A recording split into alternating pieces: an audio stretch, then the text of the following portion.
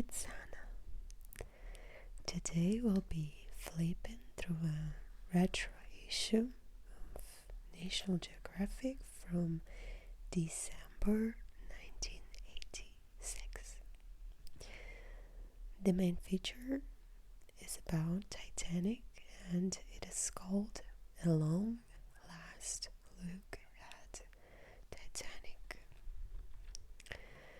And it is about an expedition that returned to the Titanic 1 year after its discovery and filmed some photos and videos. Make yourself comfortable and let's take a look into the past. Here we see staff pages and a camera ads. I don't really know if this brand exists now, and even has autofocus, but of course it's an old film one. I really like film photos. They seem to breathe life, unlike digital ones.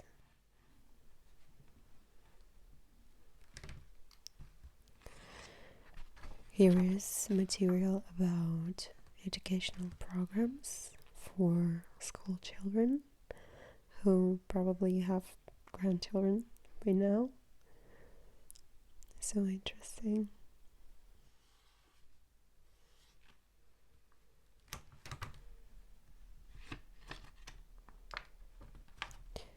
Here is an ad for the airline Iberia. Honestly, I had never heard of it. A Spanish airline. A sunset, an orange sky, and big airplanes.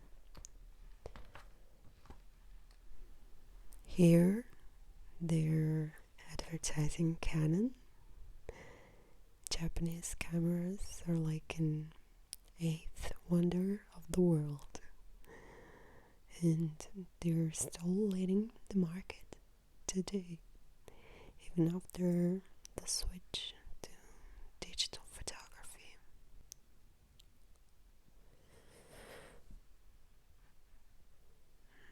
The photo was taken in China.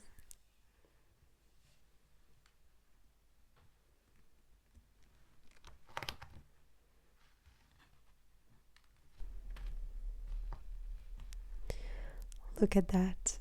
They offer a Christmas gift for 1986. A National Geographic subscription for $18. I'm not sure if it's too much or not, because I don't know the new price of it in 2025.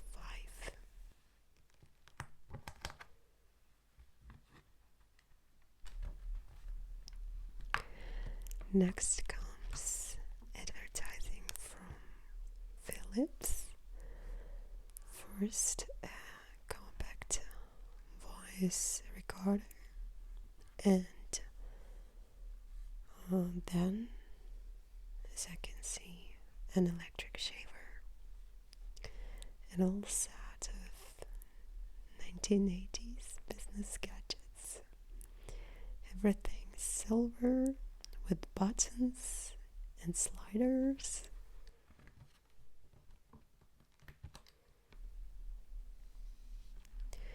Flights, business class, expensive alcohol. Their reader was clearly wealthy.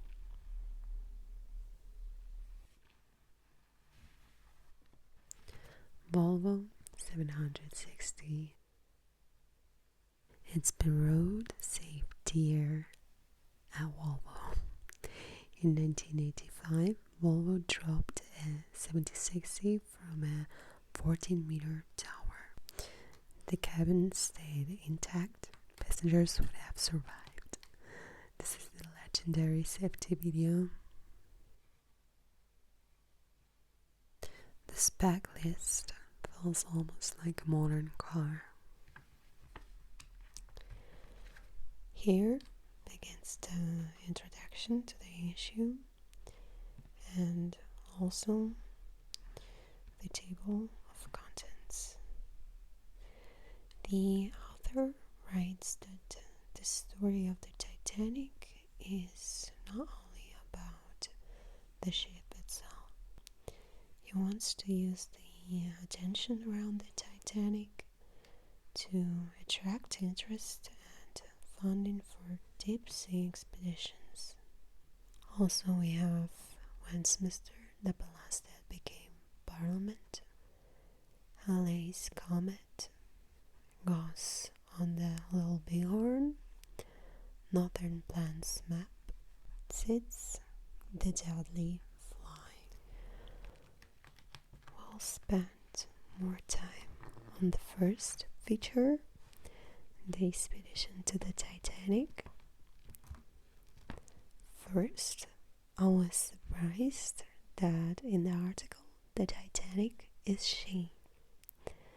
That comes from maritime tradition, where a ship is often imagined as a goddess or a mother. So, let's see how technical breakthroughs made it possible to get the first photos and videos of the sunken Titanic. I think the basic story of the disaster itself everyone probably knows well enough, so I won't repeat it.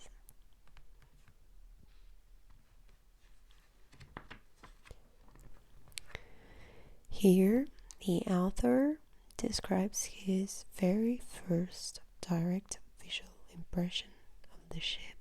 It lasted less than 2 minutes, but the sight of the black hole on the ocean floor stayed in his memory forever. Then they explain how dangerous the dive itself was. At any moment, the sonar of the sub's batteries could fail, and then getting back to the surface won't be in doubt. Now we get several pages about the technology that made this expedition possible. The vehicle Alvin is a small deep diving sub with a 3-person sphere, manipulators, and television cameras. Next to it is Jason Jr. and it is remotely operated robot. It is attached to Alvin, goes down even lower, and swims into places that are too tight or dangerous for people. And what they managed to get. Numbers next to the photographs correspond to the locations at which they were taken on the ship, as indicated on the blueprint diagram.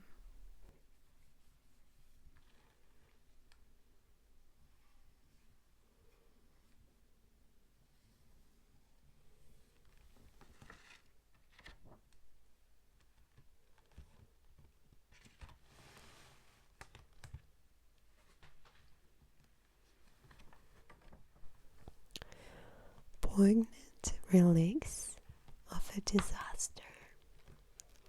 Here we can see a champagne bottle, a doll's head, an electric heater,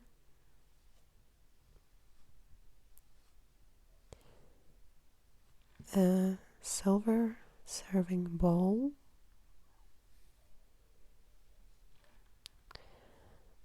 some wooden stair steps, the metal frame of a deck bench,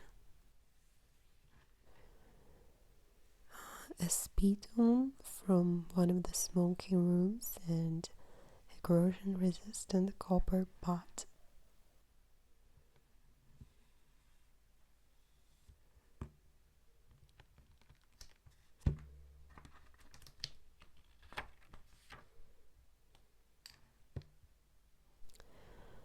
The ocean floor is littered with fingers of frost sloughed off from the ship.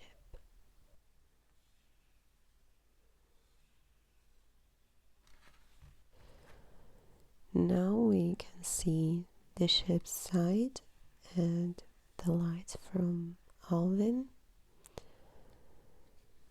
It's clear that the Titanic keeps breaking down, and all these photos are not only a glimpse into the past, but also a chronicle of the ship's shown disappearance.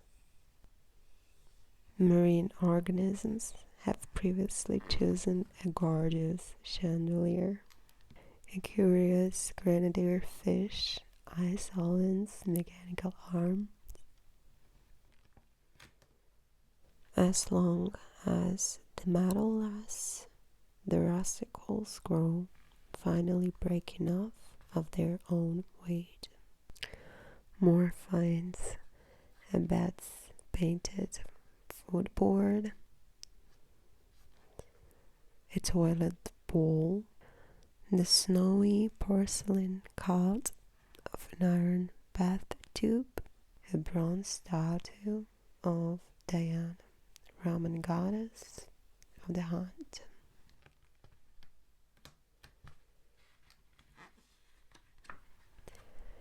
They say it will take years to totally absorb and understand what they have documented. I'm not sure if it's clear now. Formally, the quest to find the Titanic was over. Now we move to the article about how an ordinary royal palace slowly turned into a symbol of British democracy and the home of Parliament.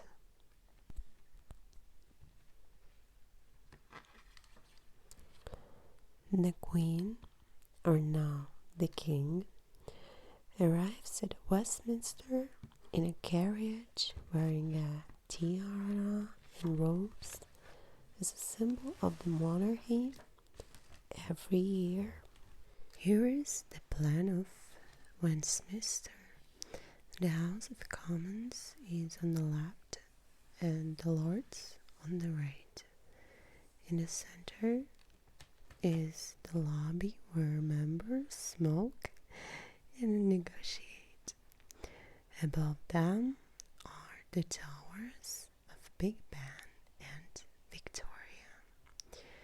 Everything is wrapped around the Thames like a fortress of democracy.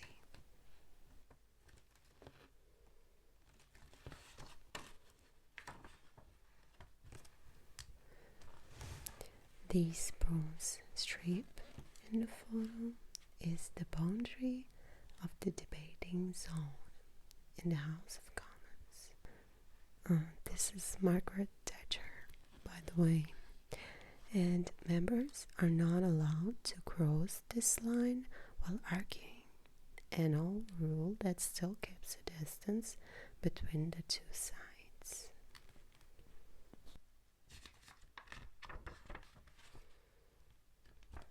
In the upper left, there is a charred wooden stake. This is a remnant of the old tally stakes used for tax records, which were burned in the furnaces and accidentally caused the fire of 1834. On the right, we see a house opposite Westminster and a crowd watching the Parliament burn all night. At the time, people called it a spectacle.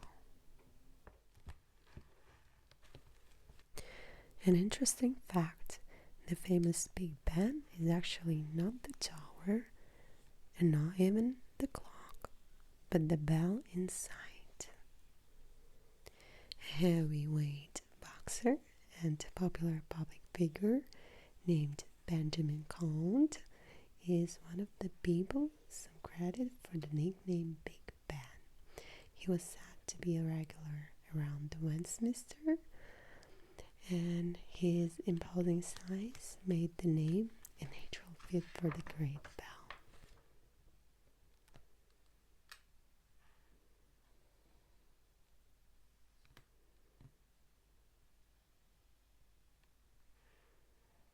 To this great hall that accommodates 2,000 people, early kings called the councils that gave birth to Parliament and to the long courts that met here for centuries. After the fire of 1834, the palace was rebuilt in a neo-Gothic style, but with very compact interiors. So the members today have to share the same room sometimes. Maybe lack of space makes them to find a common language, even when their views are completely opposite. Politics in Westminster is always changing, but the rituals and ceremonial uniforms are almost untouched. Traditions here live longer than governments. One photo shows a family tradition of making Westminster part of family history. Some MPs have their children baptized right in the parliamentary chapel, telling their private lives with the place where they serve.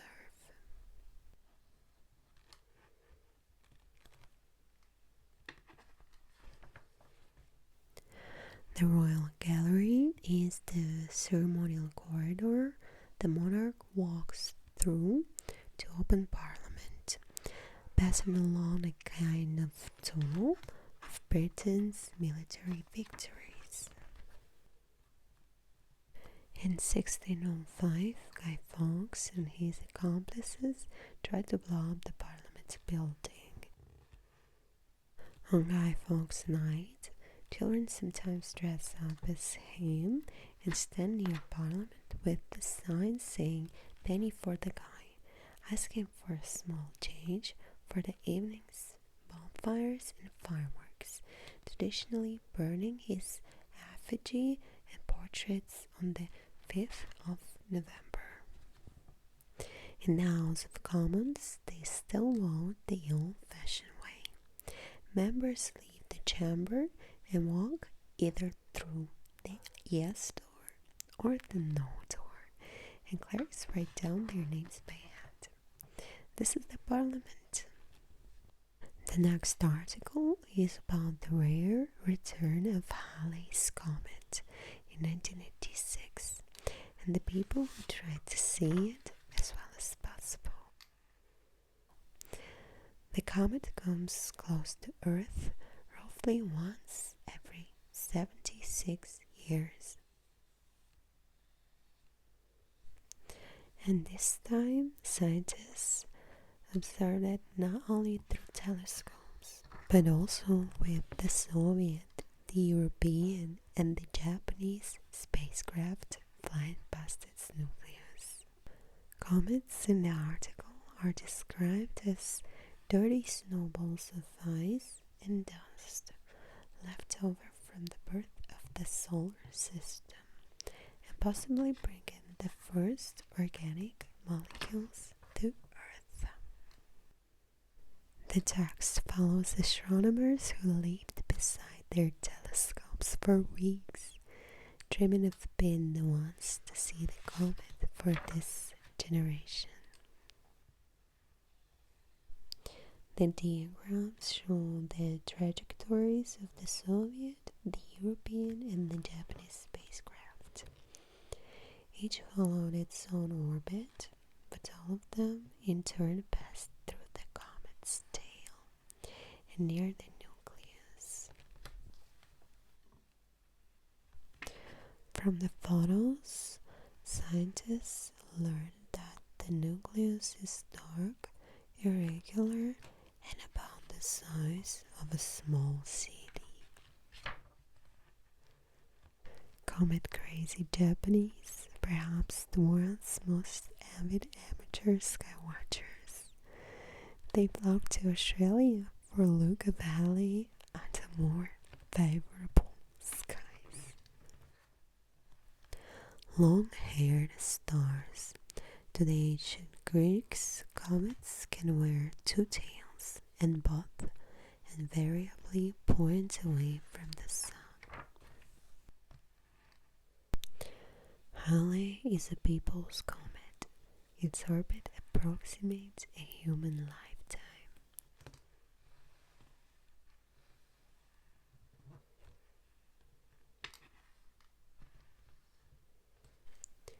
A dirty snowball dominates the Harvard classroom of astronomer Dr. Fred Whitby, whose 1950 theory of comet anatomy was essentially confirmed in 1986. Many of those children of 1986 wrote down their impressions in letters for Time Capsule for 2061, so that when the comet returns, their grandchildren can read how it looked to them long ago.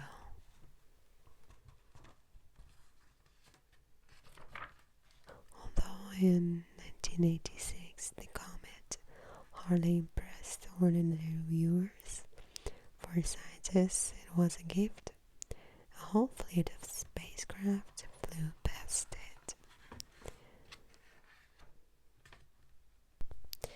There were also two-timers, people who managed to see Halley both in 1910 and in 1986, as if passing the torch on their grandchildren.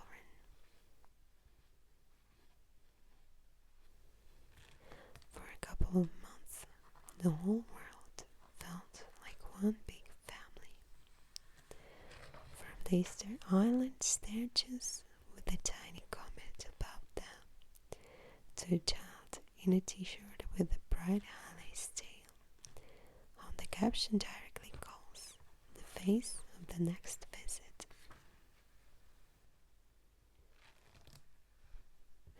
And the next one goes on the little Bighorn. In 1983, a grass fire cleared the little Bighorn battlefield of vegetation, exposing bullets, shell casings, and soldiers' bones from 1876. Before digs, people thought Indians wildly rushed Custer soldiers in cows. But then, bullets showed Indians smartly surrounded them. 28 soldiers panicked into a ravine and died. The digs revived the ghosts of Little Bighorn. Bullets revealed the truth about the Indians' tactics, and the field still held its secrets.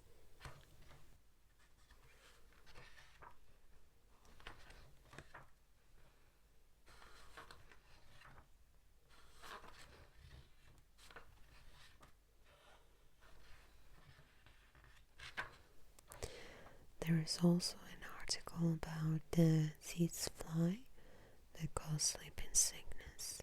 I won't longer on that. Since 1986, the problem has been greatly reduced, although small outbreaks still happen.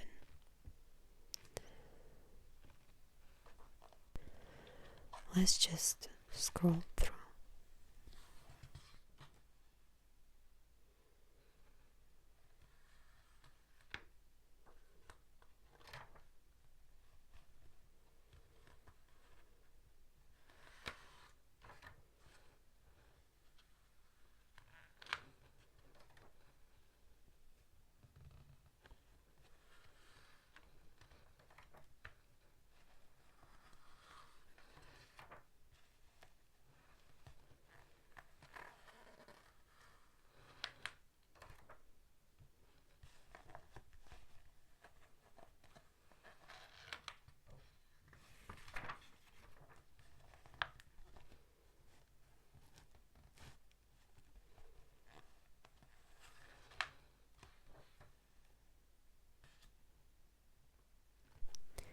Here, the magazine asks readers which 1986 species were their favorites.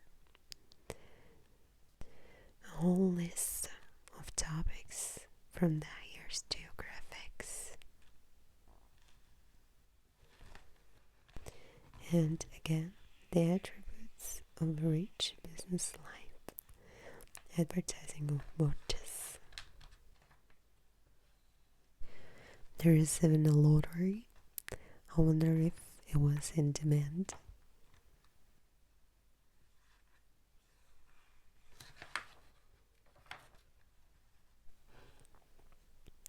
Here we get notes about how the article on Parliament was written. And once again, a lot of luxurious advertising.